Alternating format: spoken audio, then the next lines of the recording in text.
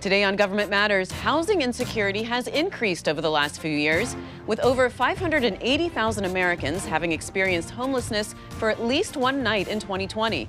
Some groups are particularly high risk, like people of color and veterans, and the problem is made worse by weather disasters from climate change.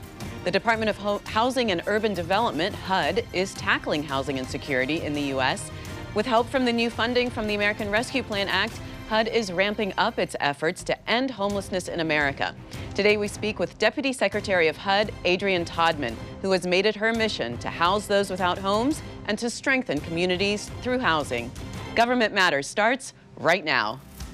From Washington, D.C. and around the world, this is Government Matters with Mimi Geerges. This is Government Matters, the only show covering the latest news, trends, and topics that matter to the business of government. I'm Mimi Geerges. The government has a responsibility to confront housing insecurity, ensure access to homes, and eliminate housing discrimination. Strengthening the lives of both individuals and communities through access to housing is essential. That's according to Adrianne Todman. She's the Deputy Secretary of the Department of Housing and Urban Development. Welcome to the program. Thank you. I'm happy to be here. All right, so let's talk about homelessness. The latest numbers we have are from HUD's 2020 report. And there are over 580,000 Americans who have experienced at least one night of homelessness in 2020.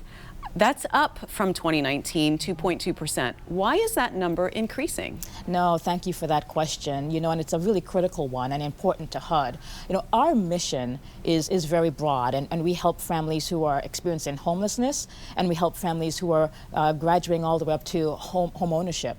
What we found is happening inside of the homelessness space is many families are really being impacted by the current economic environment. And the idea of a homeless person is different than what we probably thought it was years ago. We have teachers, sadly, who cannot afford their neighborhoods and are living in their cars.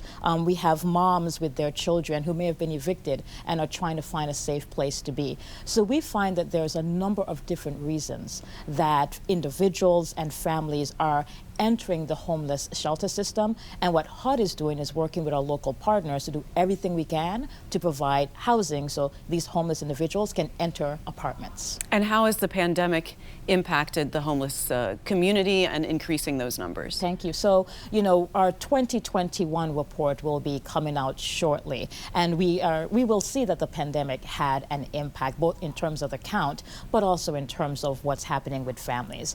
What we saw was during the pandemic, a lot of people lost their jobs. A lot of folks in the service industry, we know a lot of folks were concerned about evictions. A lot of folks were concerned about losing their homes. And I will say I'm very proud of the fact that the federal government apparatus did everything that we could do and continue to keep families inside of their homes. So what we're hoping to see when the point in time count happens this year is some of those measures worked. We worked with Department of Treasury in terms of folks who are renters and deploying our rental assistance funds. And HUD has a fair amount of homeowners who rely on HUD for their mortgage insurance. And we did everything we could to work with servicers to make sure those families did not default and also stayed in their homes. Now, what about the funds from the American Rescue Plan? How was that used, and what impact have you been seeing from those funds? Sure. So the President's American Rescue Plan afforded us the opportunity to help get tens of thousands of people into apartments. And we are using a program that's called the Emergency Housing Voucher Program. And we are working with two of our local partners, our housing authorities, but also our continuums of care, which are generally nonprofits who identify the most vulnerable homeless to be housed. So that money was deployed mid last year, and we're pleased right now to see that people are being leased up and entering their apartments. There's much more work to be done, of course, but we're really pleased to see the emergency housing vouchers doing their job. So the numbers from 2020 indicate that veteran homelessness did not go down from 2019. Why is that, and how are you working with the VA to address that problem? Right. Veterans Affairs is one of our strongest partners in helping decrease homelessness across the country, specifically with our veteran neighbors. And that program is targeted toward veterans who are homeless, but also in need of some services to make sure that they're living with integrity. You know, one of the things we're really proud of is through that partnership with the VA, we have been able to decrease veterans' homelessness by more than 50% over the past 10 years. Of course, there's always room for improvement, and we are working very closely with the Secretary McDonough and his team to make that happen. In fact, Secretary McDonough and Secretary Fudge are the co-chairs of an Interagency Council on Homelessness, and one of our target populations are our veterans. I mean, if you've served your country, all right, the least that we can do is make sure you have a shelter over your head, and we're working very closely with the VA. There's something called the HUD VASH program. Tell me about that, and how is that managed? Certainly. The VASH is a jewel of a program, and we work very closely with, again, as I said, the VA and their medical centers. And how that program works is that it's really a localized program. HUD provides funding to local housing authorities, and the VA medical centers provide the names of veterans who need to be housed, and also provide wraparound services to those veterans. I mean, we know sometimes everybody needs a little bit of help. And so with HUD providing the housing through its local partners and the VA providing services, we've been able to help just thousands and thousands of veterans across the country, and we continue to.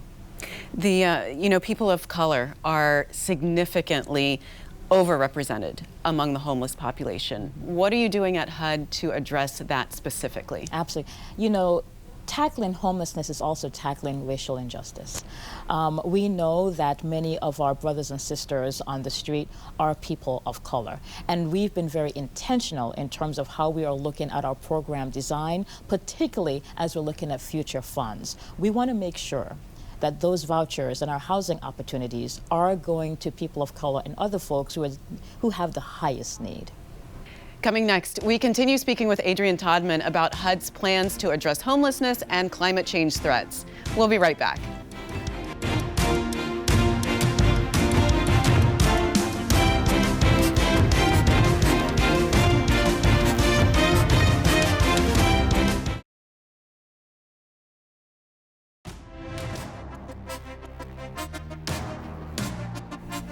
Welcome back. I'm with Adrianne Todman. She's the Deputy Secretary of the Department of Housing and Urban Development.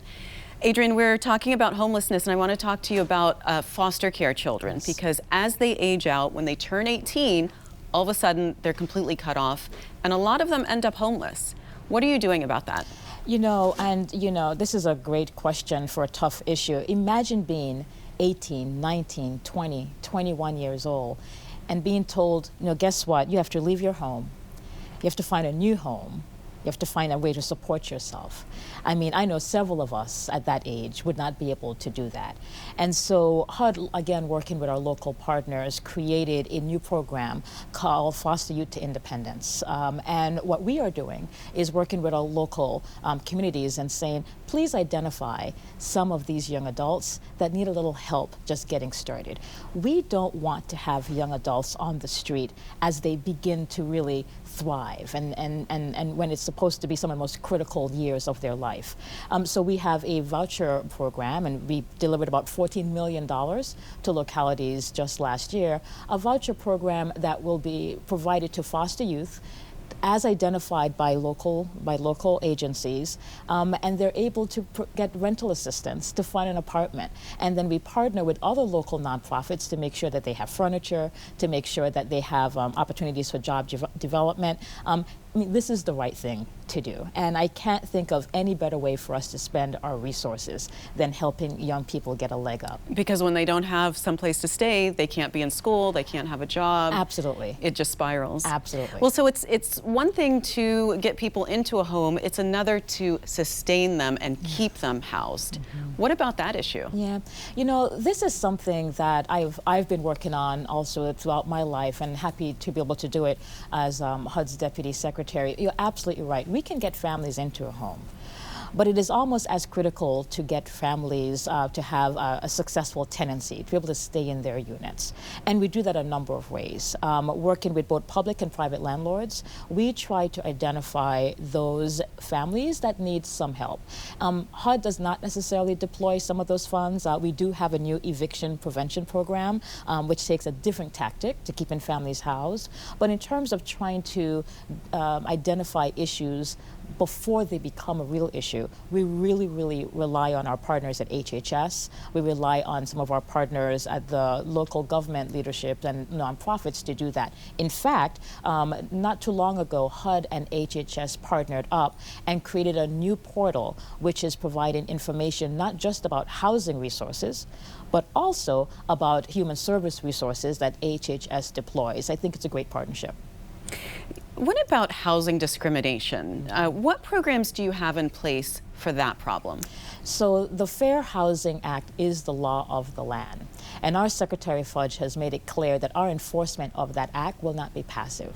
And it'll be intentional and it will be active. And there are a number of different things that we've been doing under her leadership. HUD inspired the concept of taking a look at appraisal bias. And we saw that if you are in a neighborhood that's predominantly people of color, homes are appraised at 20% less than when it is a home in a white neighborhood. And this administration said, we can't have that. We've got to do something about it. So Secretary Fudge, along with Ambassador Rice, who is the chair of the Domestic Policy Council, are the co-chairs of an appraisal task force to take a look at this issue, to understand how deep this problem goes, to look at perhaps some of the generational wealth that has been lost, to see if there's enforcement we need to do and some customer education. So we're looking forward to putting out a report early this year. So what recourse does someone have if they feel like they've been discriminated against in the housing sector? Well, certainly go to HUD's website, hud.gov. We have a portal way for you to explain to us what happened or to share your story. In addition to HUD taking a look at cases, we also have the FIP and FAP, it's so HUD geek, but the FIP and FAP programs, which we provide funds to nonprofits and local governments to also pursue where there's been discrimination. But certainly go to our website. And tell me a little bit more about how HUD works with the private homeowners and the public housing system, and how does that all work together? Sure. So generally, what HUD will do is, we are the enforcer, but we also provide funds to make sure that other entities can help get the right thing done. And we're also a compliance entity, but we rely on our partners. We're only as good as our local governments, our housing agencies, our state partners. And so when it comes specifically to fair housing claims, we will first defer to our local partners to pursue those cases, but HUD has its own investigators as well, and we get that job done. I want to ask you about environmental justice. Mm-hmm. It's a big priority for the Biden White House. That's correct. Explain what that is first. Certainly. So we're very proud that just last November, HUD released its climate action plan as part of COP26. And our plan takes a look at our work in climate change space in 3 different areas. One, doing our part to try to make sure that we are slowing down the warming of the earth, given greenhouse emissions.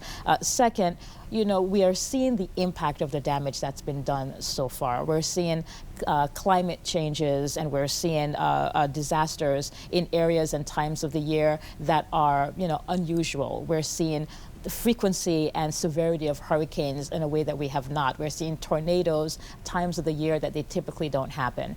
And so the second part of our climate action plan really focuses in how do we build in a resilient way and a sustainable way after a disaster has occurred. And we work very closely with our partners at FEMA. The third is on environmental justice. We know that when these disasters strike, it is disproportionately hurting people of color, either because they can't leave, they have no place to go, the resources by which to leave. And many times we see renters are the folks who are, the ones most impacted in terms of having a place to live. And so we want to make sure that our disaster recovery work is focused on folks who have high need, but we also want to make sure that if we are going to build a greener economy and a better, more resilient place for our kids and grandkids, and there's new jobs available, that those jobs are available to people who need it as well. Okay, well, I want to ask you a little bit more about that after a quick pause. Great, thank you. Coming next, we continue speaking with Adrianne Todman about HUD's plans to combat housing insecurity and climate change. We'll be right back.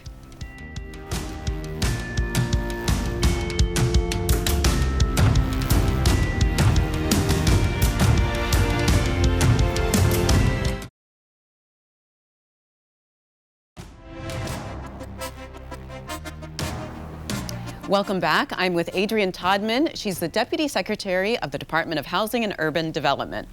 Adrianne, we were talking about environmental justice, and I wonder if you could give me an example of, you know, a community, a disadvantaged community that has been disproportionately affected by the effects of climate. Sure, absolutely. I'll give you two examples. So I was recently in New Jersey visiting with some of our public housing residents. I won't name the town, but who were impacted by Hurricane Ida. And it was very sad to see how concerned they were about not just the fact that they were displaced, but that they were really afraid of coming back. And they kept saying to me, you know, Ms. Hodman, is there going to be another flood? Are we going to have to be displaced again? And so, you know, one of the things that we have a responsibility to do is to, when we do have these natural disasters that occur, is to build back in the right way, in a smart way, and to really do as much as we can to just squash the fears of some of the low-income residents who are most impacted, and some of them are still trying to find another place to live beyond the hotel that they're in. Another example, which was an impact of Hurricane Ida as well, was a Native American tribe in Louisiana whose home was completely underwater for some time, and we've been working very closely with the state and with the town that abuts the tribe's land to help them find some place to live. So you can see that these are, you know, two populations, low income, living in areas that were disproportionately impacted, and HUD working with FEMA and others are trying to make sure that they're okay.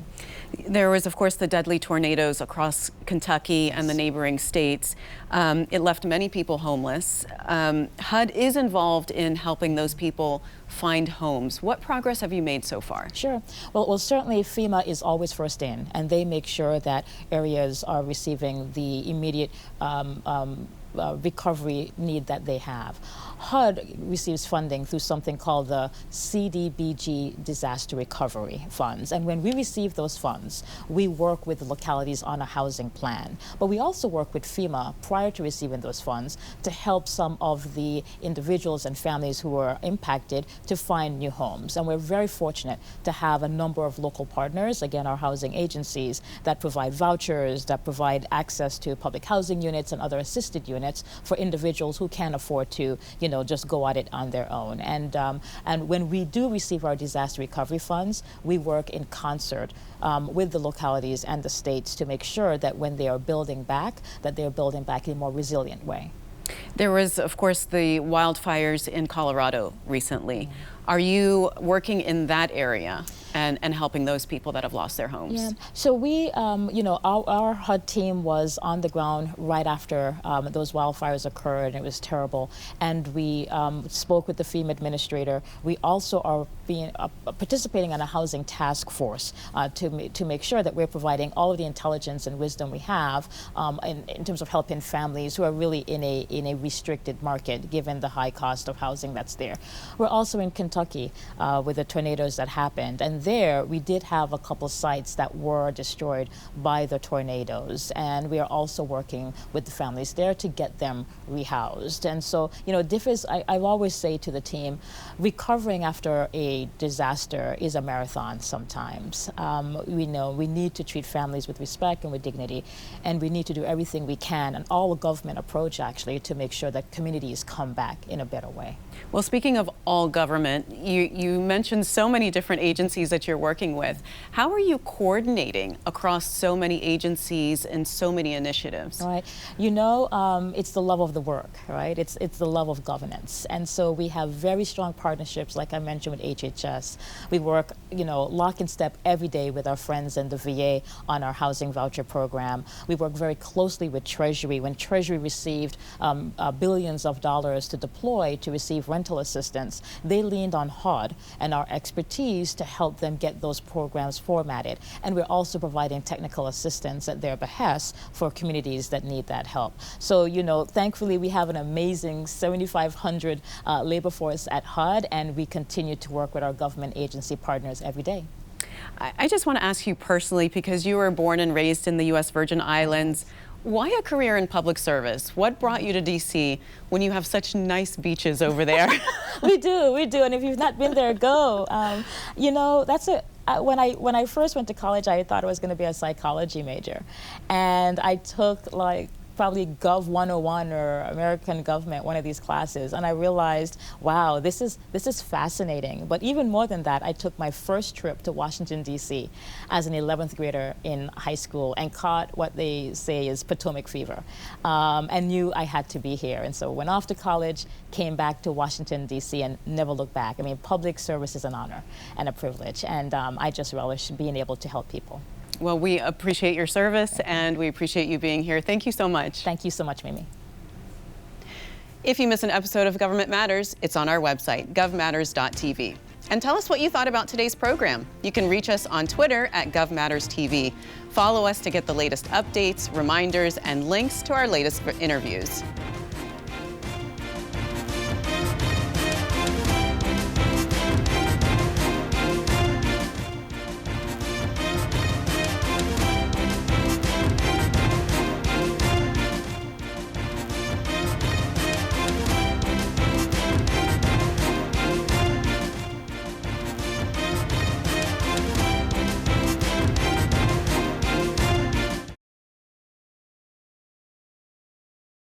That's the latest from Washington. Join me weeknights at 8 and 10:30 on WJLA 24/7 News and Sunday mornings at 10:30 on 7 News to stay plugged in on issues that matter to the business of government. Thanks for watching. I'm Mimi Geerges.